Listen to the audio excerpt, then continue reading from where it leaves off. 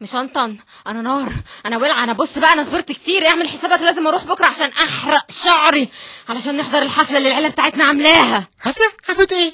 وطي صوتك للمعلم شياطينكو يسمعك لحسن يبعتك شغل العماره فيها جامع ولا مصيبه. جمع لا، حفله خلاص، حفله بكره. كل سنه وانت شرير. الموسم بتاعنا، الحفله اللي بنعملها كل رمضان علشان عايزين نقسم الاعمال، ولازم ينتخبوني السنه دي، لازم اطلع مس شيطانكو، لازم اكون اكتر واحده بتخوف. انت عايزه تبقي مش شيطانكو عشان الشياطين تعكسك؟ مفيش حرق شعر يعني، مفيش حرق شعر. انت عايزه توقعي بيني وبين افراد جمهوريه الشياطين العظمى ونبقى زي البني ادمين؟ رجالتي اللي في الارض، كل سنه وانتوا اشرار. انا النهارده في الحفله حسيت بامل وتفاؤل. عارفين ليه؟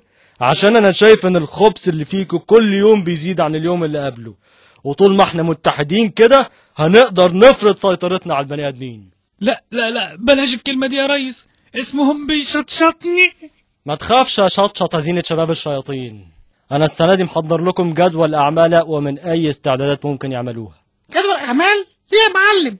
امال هنشتغل بعشوائية زي البني ادمين؟ يلا ما تضيعوش الوقت، احنا وقتنا من نار، لو ضيعناه لساعنا. عفرات على الستات، مش هنطن على الرجالة، وانت شطشط عليك الشباب.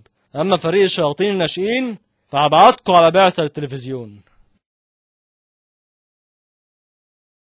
انا عارف انكم لسه مبتدئين، عشان كده اخترت لكم مكان شغله سهل وهم هيساعدوكوا هناك قوي. والسنة دي محضر لكم جايزة هديها لأحسن واحد يعمل شغل. والآن انتشروا.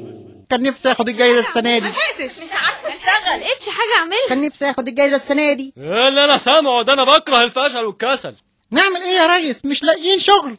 يعني ايه مش لاقيين شغل؟ قول لي انت عن شنطر عملت ايه؟ حاولت يا ريس، رحت للرجالة الشغل لقيتهم مش بيشتغلوا من نفسهم، وسمعت واحد فيهم بيقول: هو الشغل يعني مستنيني؟ هيجرى ايه يعني لو اتأخر شوية؟ انا صايم ومش قادر اعمل حاجة. ولما رحت البيت عشان انرفزه لقيته بتنرفز لوحده وبيقول: انا قلت 100 مرة بعيدوا عني وانا صايم، مش كفاية نبطل سجاير؟ اركن انت دلوقتي على جنب يا خايب. وانت يا عفراته يا ام شعر كارت عملت ايه؟ انا حاولت بس هم للاسف عملوا كل حاجه، ما سابوليش اي حاجه اعملها. نم ونموا. مالها يا اختي طالعه فيها كده ليه؟ دي حتى لابسه وحش وعليها اخت، يا ساتر. لبس ضيق ومكياج كتير، لقيتهم برضو سبقوني. ايه يعني صايمه؟ يعني ما بقاش جميله كمان؟ الولاد بتغض البصر يعني في رمضان. البس براحتي بقى. يا خيبتكو مش لاقيين شغل، شكلها راحت عليكم، ولازم ندي فرصه للجيل الجديد. هو شطشط اللي هيرفع راسي. يا شطشط مالك؟ تعبان ولا ايه؟ اخ تعبان ايه؟ هو انا اشتغلت؟ انا زعلان عشان ما لقيتش حاجه اعملها. اول ما نزلت الشارع لقيت جيتي انت بسرعه يا بنت الايه، ببساطه كده قلبي قتلت يا عقلي.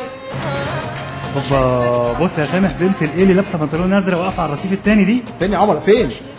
اهو يا اللي بتبص فين، بقول لك الرصيف التاني يا بنت الايه.